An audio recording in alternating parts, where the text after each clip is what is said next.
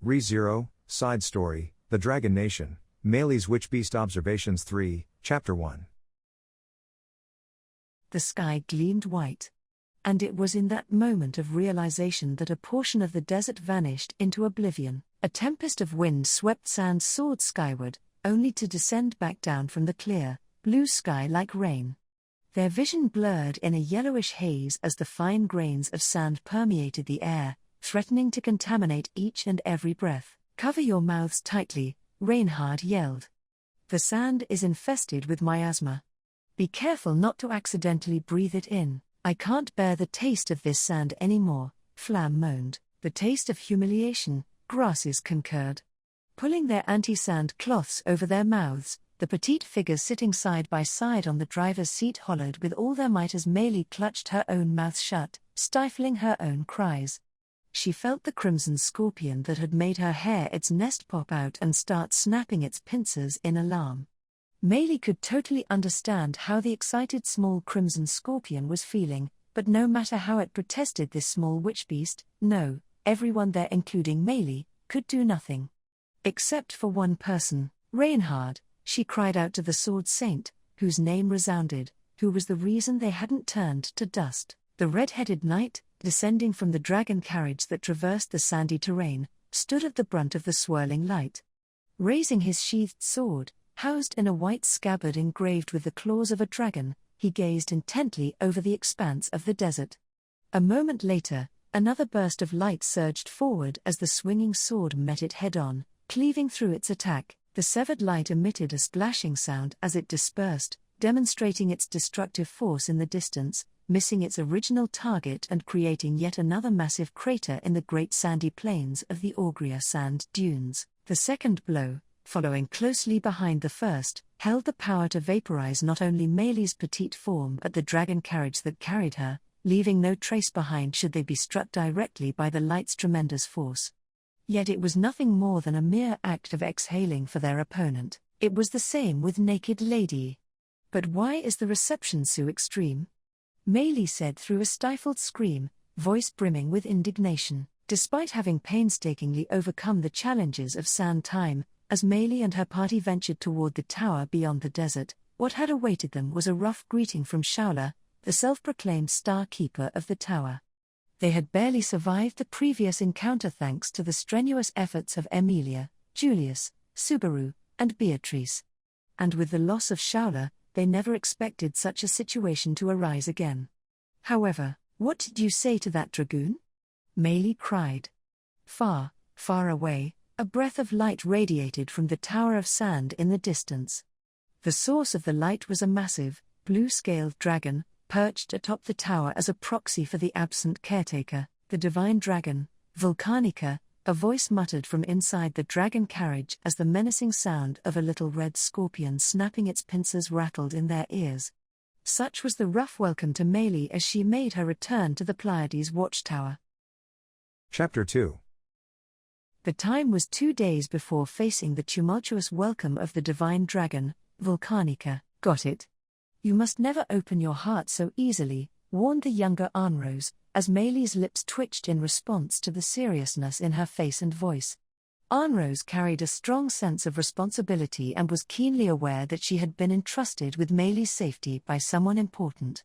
"So, I get why she's so anxious, but I'm still a former assassin," Meili started. "Regardless of your past, it's evident that you're currently captivated by Emily, are you not? So nothing you say grants you the power of persuasion. Persuasion is something achieved through action, humph." Arnrose stood there with her hands on her hips lecturing Meili, who was unable to come up with a rebuttal. In truth, Emilia and Subaru played crucial roles in her backstory. After becoming acquainted with those two naive characters, it'd be absurd to continue playing the role of a ruthless assassin. Arnrose should understand more than anyone. "I'm somewhat thankful to them, you know," Meili acknowledged. "Yes, I know," Arnrose replied. They were both moved by similar people, so Arnrose understood her feelings and nodded. "So I won't say any more. Not to you, at least." However, as expected from her, Arnrose added a cautionary note, as if to back up the slight worry Arnrose had. Felt came towards them, flashing her fang with a smile and waving her hand. Yo, you ready to go? We're all here. Felt, another royal selection candidate and one of Emilia's rivals, was accompanied by her knight, Reinhard, and 3 other attendants, a small boy and 2 girls, equally petite. Those girls look so much alike, they've got to be twins. This little guy over here is Ezo. He's my strategist. And these twins are Flam and Grasses. They handle the food and cleaning and stuff, Felt explained, introducing her companions. Miss Felt, that's a bit of a sloppy explanation. First of all, your strategist is Sir Rom, Ezo pointed out. Old man Rom says he doesn't need a fancy title, Felt clarified. So he's my advisor, and you're my strategist. Flam and Grasses are my caretakers. Reinhard's the violent one. Lady Felt, you're rather harsh on the young master, said Flam. But it's true, said Grasses. If you had at the very least said powerful instead of violent, it would have been easier to process, Reinhard lamented. The exchange of words left Meili feeling dizzy. Arnrose appeared to share the sentiment as she let out a small sigh, then clapped her hands to get their attention. All right, she started.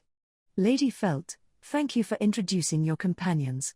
As Meili is an important member of our camp, we couldn't entrust her to someone whose identity is uncertain, Arnrose expressed with concern in her voice. If we're talking identity, I've gotta be the most suspicious of all of you, Felt said, laughing heartily, while Reinhard and the rest of the people around her sighed. Lady Felt.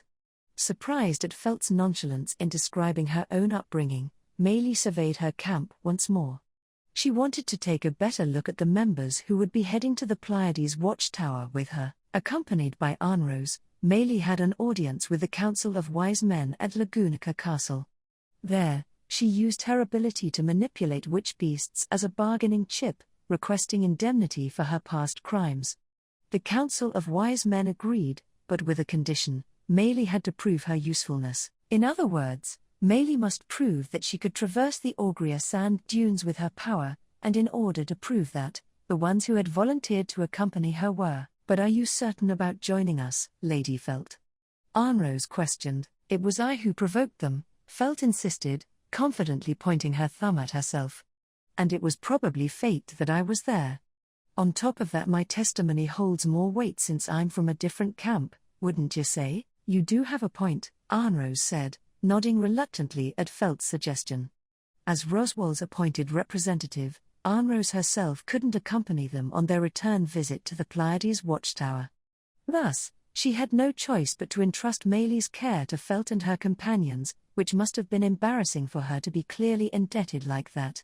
However, I won't get into the details of who owes who what for something as small as this. I'm also thinking of doing something about Priestella, Felt declared. Understood. Arnrose bowed to her as if in resignation, as Felt offered a wide smile. I appreciate your kind offer. With that, Meili's well-being had been securely entrusted to Felt and her companions. By the way, about the divine protection of witchbeast manipulation. Sir Reinhard, do you not have the same divine protection? Ezo asked curiously. Unfortunately, he replied, only one of her divine protection can exist at a time. I see. That makes the responsibility heavier and heavier for us, doesn't it? Ezo pondered. It's quite the tough role, isn't it? Flam commented. A pain, agreed Grasses. You too, please don't talk about it as if it was someone else's problem. I expect you to give your best, too, Reinhard chided with a wry smile. The twins nodded at his words with emotionless expressions. Beside them, a boy called Ezo approached Meili. I am Ezo Cadna, the diligent-looking guy introduced himself, adjusting his cloak and bowing respectfully. I have had the honor of serving Miss Felt ever since a particular incident, and am delighted to accompany you on this intriguing journey. Let's fulfill our roles together. Yes, let's do that, Meili said. So what can you do? I'm a magic user. I'm the second best in the kingdom, much to my annoyance, Ezo replied, irritation mixed into his otherwise intelligent countenance. It seemed that he was in a complicated situation. Despite the small stature of the boy, he had a certain air about him that could not be underestimated, and he wasn't the only one. It seems those twins have more to offer than caretaking, Meili commented. You have a good eye, complimented Flam. You know too much, muttered Grasses. Flam and Grasses, along with the members of Felt's camp, each had their own unique quirks and idiosyncrasies. Particularly noteworthy were the sly royal candidate and her first-ranking knight, the Sword Saint, both of whom found themselves entangled in unexpected circumstances. Subaru and Emilia sure have their fair share of challenges awaiting them, Meili thought. So weird, Meili muttered, wondering why she felt anxious at their problem as if it were her own. Lady Arnrose, everything is in order. Ready, Clind, Arnrose's butler, interjected in his typically subdued manner. Clind played an important role in Meili's trial, which encompassed this journey to the Pleiades watchtower and overcoming the Augria sand dunes. He would transport them all the way from the royal capital, Lagunica, to the dunes in a single bound. Miss Meili, good luck to you. Expectation. Clind bowed deeply, surprising Meili and Arnrose. I wouldn't be so afraid of you if you'd just say one word to cheer me up like that, Meili jested. Clind always has much to say, doesn't he? Arnrose chimed in. She took Meili's hand again and continued, Meili. I wish you the best in winning back your future. Yes, thank you. I'll do my best, Meili replied with her usual light-hearted tone at the younger girl's Arnrose's sincere words. No matter what grand schemes lay ahead, the girl closest to Meili remained unfazed. She's the strongest person I've ever known, always standing her ground. That's why I believe that the most powerful thing one can do is always be true to oneself. Chapter 3. Through Klein's enigmatic power, Meili and the members of Felt's camp were instantly teleported from the royal capital to the entrance of the Augria sand dunes. Boarding the dragon carriage prepared for their journey, they moved the Witchbeasts out of their way using Meili's ability, then slowly but surely made their way towards the Pleiades watchtower, visible in the distance, without any hiccups. It was when they had somehow managed to survive the difficult sand time that they got a violent greeting from the divine dragon mentioned at the beginning. Geez, why are we in such a mess? Meili lamented her bad luck in frustration with a high-pitched voice inside the violently shaking dragon carriage. As far as she knew, the dragon, which had resided in the Pleiades watchtower for a considerable amount of time, was at Emilia's beck and call.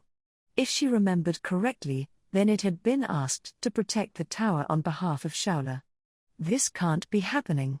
Was it Emilia's typical vague remarks that drove the dragon to commit this heinous act? He's most likely just been startled by my presence, Reinhard explained as he fended off the overwhelming onslaught that greeted them. Huh? Meili exclaimed, her eyes widening in disbelief, when she realized that he was replying to her scream. She couldn't believe her ears that Reinhard had the leisure of having a conversation in a situation like this as he leaned forward. Ezo, I'll leave you in charge here. I'll handle the divine dragon. With these words, the red-headed knight swiftly departed a great distance, the sound of his footsteps like the firing of magic stone cannons. Beneath his feet, a massive crater formed in the sand, an impossible feat for anyone with mere human leg power. Reinhard's prediction appeared to have proven true as he was propelled into the air. The emerging light from the distance changed course, moving away from the dragon carriage carrying Meili and the others, and began to chip away at the desert in pursuit of the airborne Reinhard. The light appears to be targeting the young master, Flam observed. Caught in the middle, Grasses added. Don't be so blunt, Ezo scolded. Oh, this is a disaster. Miss Felt. I don't want anything to happen to you. Stay close to me, don't be ridiculous. Felt retorted, brushing off a hand reaching out from the driver's seat. How am I your top priority now? Now that damn Reinhard flew off somewhere, your duty's to protect Meili. As it was, Felt embraced Meili protectively, who was curled up in a seat on the dragon carriage. She glared at the little crimson scorpion clacking its pincers atop the startled Meili's head. I'm not trying to hurt your master, she scolded. Hey, Meili, what? Don't lose focus. If you mess up, we're all in trouble. Meili paused momentarily, and Felt continued. Show us just what you can do. You're the only one with the map to this maze. We can only follow you. Felt tightened her grip on Meili's shoulder, her eyes radiating determination. Meili gulped, feeling her powerful gaze. The situation was just as urgent to Felt as it was to Meili, yet despite this, Felt remained unflinching, reminding Meili that she, too, possessed her own exceptional qualities. She, too, possesses unwavering values. A special quality, similar to Subaru and Emilia, and Elsa. Well, you're gonna answer? Felt snapped. I don't need you to remind me, Meili retorted. It's my job to do tease, hair, well said. Ezo. Flam. Grassis. Felt called out the names of the three in the driver's seat with a wide grin showing her fang. They turned toward her, silently awaiting her command. Reinhard will secure the victory. We need to make sure we don't lose. So buckle up. Felt's voice rang out with fiery determination, igniting sparks of fervor in the eyes of her three followers. Everyone in the camp, including Reinhard, who was unable to hear what she just said, sought the best outcome. Witnessing their dedication, Meili couldn't afford to lag behind. Please, just stay still, she pleaded. Despite the Tower Guardian's absence, the intensity of the miasma in the dunes showed no signs of diminishing. The violent nature of the witchbeasts that abound in the Augria sand dunes and their unnatural, undeterred willingness to fight, even to the death, remained strong due to that. Had Meili not ordered them to stand by, the bloodthirsty witchbeasts would have swarmed in on them. However, unlike the climactic battle at the tower, the current scenario had the witchbeasts entangled in a fierce struggle against the forces of nature. Meanwhile, the battle between Reinhard, the Sword Saint, and Volcanica, the Divine Dragon, intensified. In the midst of the chaos, the two tasks at hand were protecting the dragon carriage from the shockwaves from the battle and protecting Felt and the others from senseless danger. Not only must we reach the tower, but I also have to prove that I'm capable of saving someone. That alone held the key to a new life for Meili Portroot. You know your role, don't you?